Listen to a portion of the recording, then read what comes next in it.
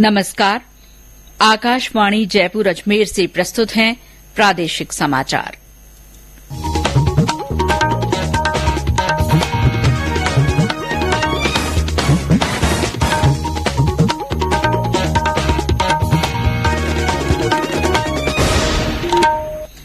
मुख्य समाचार।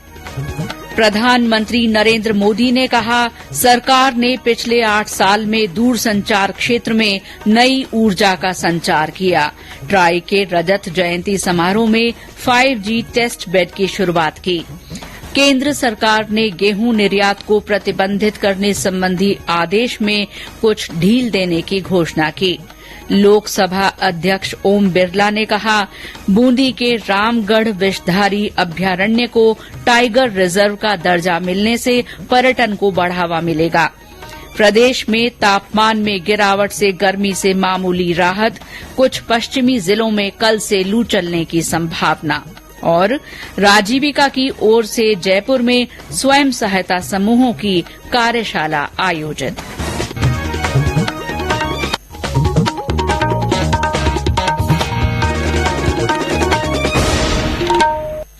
समाचारों के साथ मैं शीला चावला और अब समाचार विस्तार से। प्रधानमंत्री नरेंद्र मोदी ने कहा है कि सरकार ने पिछले 8 सालों में विस्तार, सुधार, विनियमन और जवाबदेही के साथ दूरसंचार क्षेत्र में नई ऊर्जा का संचार किया है। श्री मोदी ने आज नई दिल्ली में वीडियो कॉन्फ्रेंस के माध्यम से भारतीय दूरसंचार विनियामक प्राधिकरण ट्राई के रजत जयंती समारोह को संबोधित करते हुए कहा कि कनेक्टिविटी 21वीं सदी में देश के विकास की गति तय करेगी।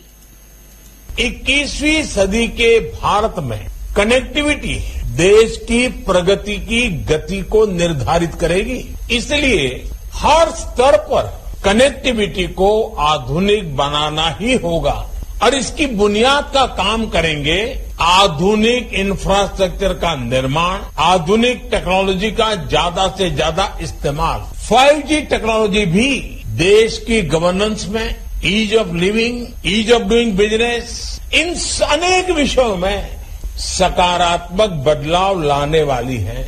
इससे खेती, स्वास्थ्य, शिक्षा, इंफ्रास्ट्रक्चर और लॉजिस्टिक्स हर सेक्टर में ग्रोथ को बल मिलेगा।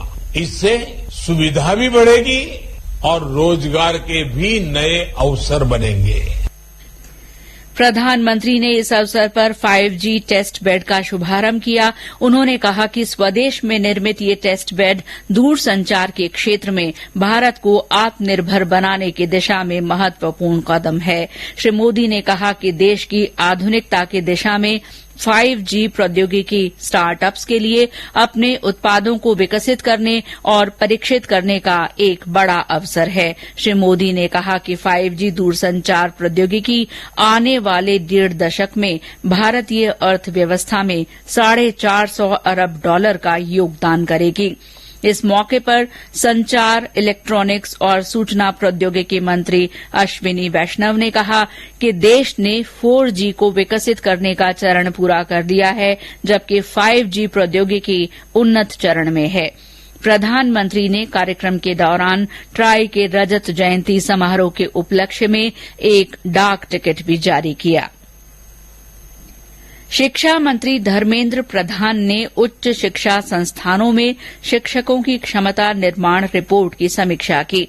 उन्होंने देश भर में शिक्षक और संकाय विकास के लिए अनुकूल माहौल विकसित करने के उद्देश्य से मालवीय मिशन अपनाने का सुझाव दिया। श्री प्रधान ने कहा कि 21वीं सदी की चुनौतियों के अनुरूप शिक्षकों को बहुआयामी दृष्टिकोण अपनाना चाहिए।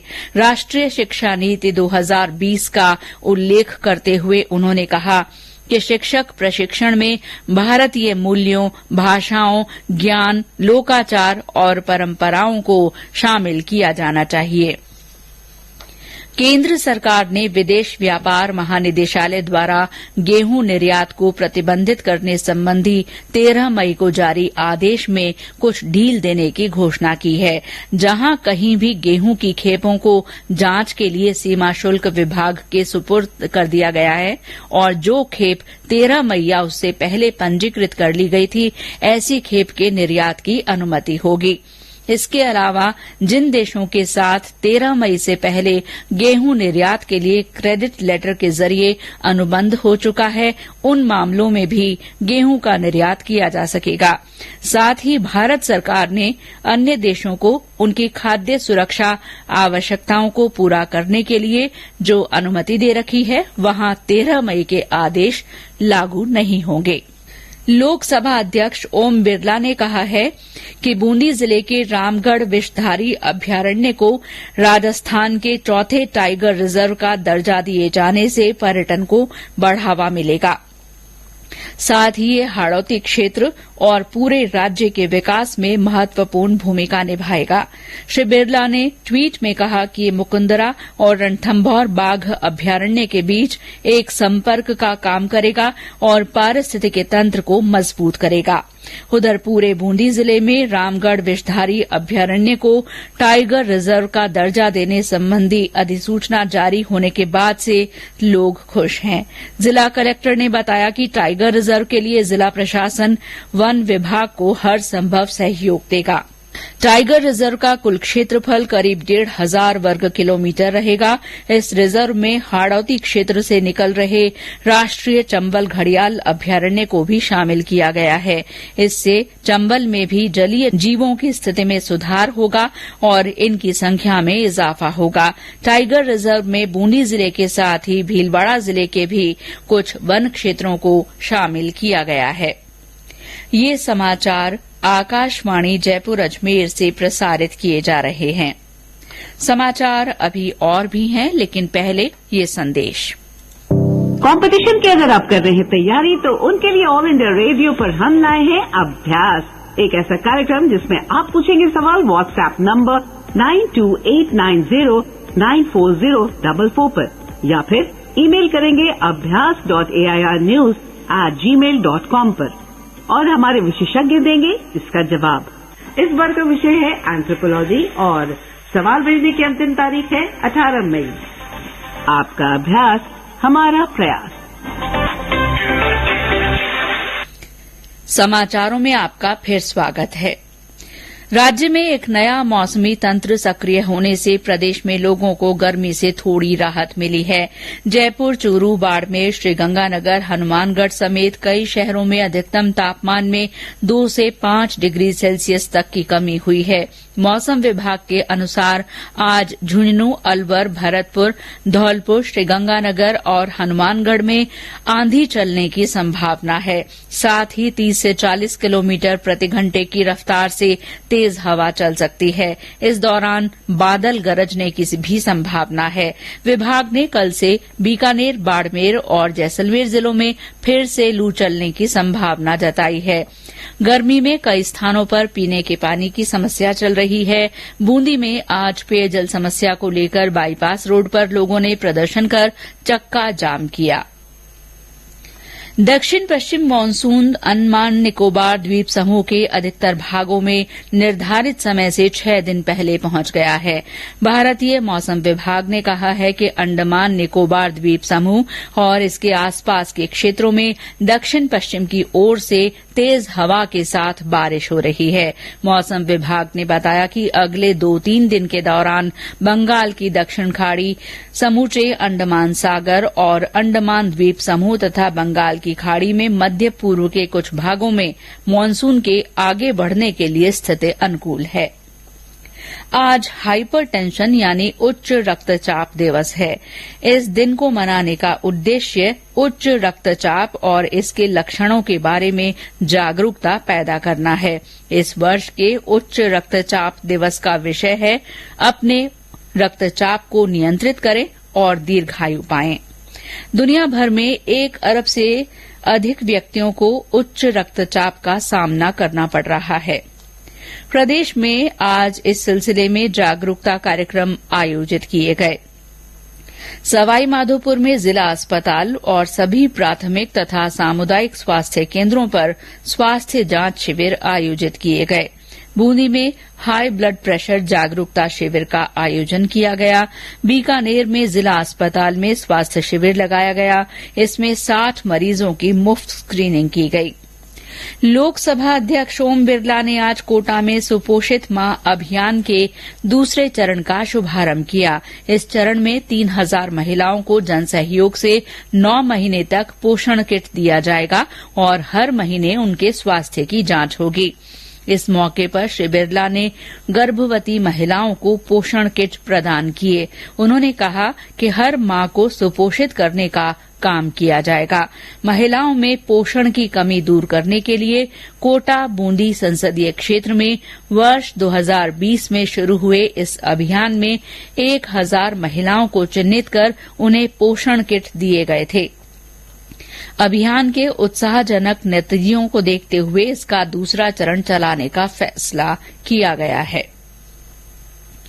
प्रधानमंत्री नरेंद्र मोदी ने इस वर्ष कान फिल्म महोत्सव में कंट्री ऑफ ऑनर के रूप में भारत की भागीदारी पर प्रसन्नता व्यक्त की है। उन्होंने कहा कि ये ऐसे समय हो रहा है जब भारत अपनी आजादी की 75वीं वर्षगांठ मना रहा है। कान फिल्म महोत्सव की भी 75वीं वर्षगांठ है और भारत फ्रांस के कूटनीतिक संबंधों के भी 75 वर्ष पूरे हो रहे हैं। सूचना और प्रसारण मंत्री अनुराग ठाकुर ने कहा कि कान फिल्म महोत्सव में भारतीय मंडप भारत को विश्व के कथा केंद्र के रूप में स्थापित करने पर ध्यान केंद्रित करेगा। प्रतिष्ठित कान फिल्म महोत्सव 2022 आज से फ्रांस में शुरू हुआ। ये 28 मई तक चलेगा। राजस्थान ग्रामीण आजीविका विकास परिषद राजीविका की ओर से आज जयपुर में विभिन्न जिलों से आए स्वयं सहायता समूहों से जुड़े उद्यमियों की कार्यशाला आयोजित की गई। इसमें मुख्य वक्ता नारी शक्ति पुरस्कार से सम्मानित रूमा देवी ने कहा कि महिलाओं के सशक्तिकरण में सामूहिकता की बहुत बड़ी भूमिका है। यदि वे समूह में कुछ काम करती हैं तो उनकी सफलता की संभावना बढ़ जाती है। जो गांव के महिलाएं आई हुई है, समूह की जो बहनें आई हुई है, उनको जो वो प्रोडक्ट बना रही है उसको कैसे ब्रांडिंग करना है, मार्केट में किस तरीके से लेके जाना है, क्योंकि इनको ज्यादा ऐसे मालूम होता है कि हम जो प्रोडक्ट बना रहे हैं उनके वेजेस क्या होने चाहिए, क्योंकि जो प्रोडक्ट बनता है उसमें कई सारी चीजें होती है, जैसे रिजेक्शन आ जाता है, ओवरहेड जोड़ना है, किस तरीके से ऑर्डर लेके उसको ऑर्डर को कंप्लीट करना है, तो ये सारी चीजें और साथ ही इनको एक्सपोर्ट के लिए भी किस तरीके के प्रोडक्ट होने चाहिए, क्या क्वालिटी होनी चाहिए। कार्यक्रम में पुलिस अधिकारी सुनीता मीणा ने सुरक्षा सखी कार्यक्रम के बारे में जानकारी दी और महिलाओं से सुरक्षा सखी बनकर खुद की सुरक्षा करने को कहा। इस मौके पर सूचना प्रौद्योगिकी विभाग के अधिकारियों द्वारा आई स्टार्ट के बारे में भी जानकारी दी गई। कार्यक्रम के बाद राजीविका मिशन की मिशन निदेशक मंजू राजपाल ने आकाशवाणी को बताया कि कार्यक्रम में करीब 200 महिला उद्यमियों ने भाग लिया। हम ये प्रयास कर रहे हैं कि जो अपने अपने फील्ड में अपने प्रोडक्ट्स पे काम कर रहे हैं वो सफलता की कहानी उनकी जुबानी सुने और उन्होंने अपनी चुनौतियों को किस तरह से ओवरकम किया उसके बारे में जाने। तो ये एक तरह से सरकार की तरफ से उनको हिदायत की तरह नहीं है, ये एक प्लेटफॉर्म है जिसपे जो सफल हुआ उसके माध्यम से उन चुनौतियों के बारे में वो जान रहे हैं, समझ रहे हैं और अपनी चुनौतियों में उनको आगे कैसे बढ़ना है उसके लिए वो प्रेरणा भी ले रहे हैं। इसमें हम एक तरह के फैसिलिटेटर मुख्यमंत्री अशोक गहलोत ने मुख्य सचिव उषा शर्मा के साथ विभिन्न विकास कार्यों पर चर्चा की। मुख्यमंत्री आज मुख्य सचिव के कार्यालय में गए। श्री गहलोत ने बजट घोषणाओं का समयबद्ध रूप से क्रियान्वयन सुनिश्चित करने और राज्य सरकार की जन कल्याणकारी योजनाओं को जन जन तक पहुंचाने के बारे में भी मुख्य सचिव से विस्तार से बातचीत की। और अंत में मुख्य समाचार एक बार फिर। प्रधानमंत्री नरेंद्र मोदी ने कहा है कि सरकार ने पिछले 8 साल में दूरसंचार क्षेत्र में नई ऊर्जा का संचार किया। श्री मोदी ने 5G टेस्ट बेड की शुरूआत की। केंद्र सरकार ने गेहूं निर्यात को प्रतिबंधित करने संबंधी आदेश में कुछ ढील देने की घोषणा की है। लोकसभा अध्यक्ष ओम बिरला ने कहा है कि बूंदी के रामगढ़ विषधारी अभ्यारण्य को टाइगर रिजर्व का दर्जा मिलने से पर्यटन को बढ़ावा मिलेगा। प्रदेश में तापमान में गिरावट से गर्मी से मामूली राहत मिली है। कुछ पश्चिमी जिलों में कल से फिर लू चलने की संभावना है। और राजीविका की ओर से जयपुर में स्वयं सहायता समूहों की कार्यशाला आयोजित की गई। इसी के साथ प्रादेशिक समाचार बुलेटिन समाप्त हुआ। नमस्कार।